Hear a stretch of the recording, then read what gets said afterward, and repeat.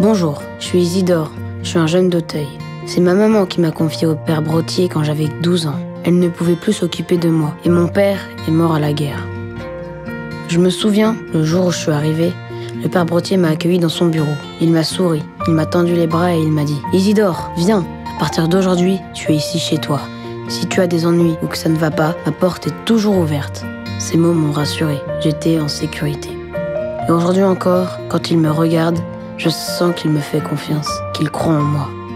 Le père Brottier, il ne supporte pas de nous voir dans la misère. Mais pour ça, il faut trouver de l'argent. Alors tu sais ce qu'il fait ?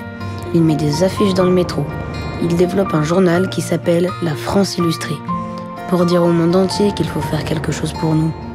Les gens sont tellement touchés qu'ils aident le père Brottier à construire des bâtiments plus confortables et des nouveaux ateliers pour qu'on puisse apprendre un métier. On a même un cinéma maintenant. Il est tellement généreux et les demandes sont tellement nombreuses qu'il accueille de plus en plus d'enfants. Mais je crois qu'il aimerait bien en accueillir encore plus. Les journaux, c'est nous qui les imprimons nous-mêmes. D'ailleurs, je suis en photo dans le dernier numéro parce que j'ai gagné un concours de gymnastique. C'est l'abbé Roussel qui a eu l'idée de nous apprendre le métier d'imprimeur. L'abbé Roussel, c'est celui qui a créé l'œuvre d'Auteuil en 1866. Parce que tout le monde croit que c'est le père Brottier le fondateur. Mais pas du tout. Le père Brottier est arrivé en 1923 à Auteuil. L'œuvre existait déjà depuis 50 ans. Quand il est arrivé comme directeur, on n'avait presque plus d'argent pour vivre. Et on a failli fermer. Je sais pas trop ce qu'on serait devenu. C'est lui qui a fait construire la chapelle Sainte-Thérèse. Tu sais pourquoi à Sainte-Thérèse ?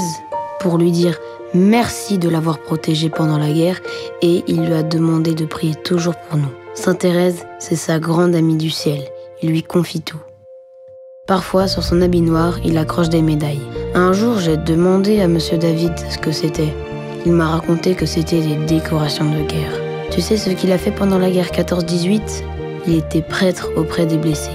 Pourtant, il n'était pas obligé d'aller à la guerre, mais il a choisi d'y aller quand même, parce qu'il savait que les soldats auraient besoin de lui. Il voulait porter secours aux blessés et soutenir les mourants. Il était toujours en première ligne, dans le froid, la boue et la peur au ventre. Il aurait pu mourir. Il était proche des gens et il cherchait à mettre de la bonne humeur malgré tout. Il savait trouver les mots pour réconforter.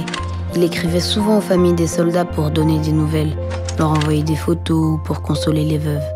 Je crois qu'il ne se reposait jamais. Il paraît qu'il a toujours été comme ça.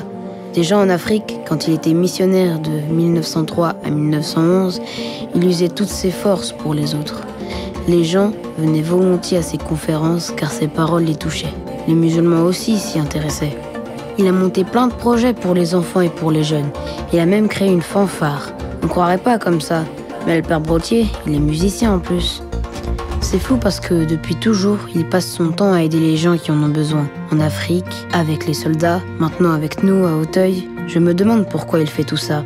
Il dit que c'est pour Dieu, parce que Dieu nous aime tellement qu'il veut nous le montrer. Un jour, il nous a dit son secret pour être heureux et devenir bon comme lui. J'essaie de le suivre, mais ce n'est pas facile. Il a dit « Le vrai bonheur, c'est celui qu'on donne aux autres ».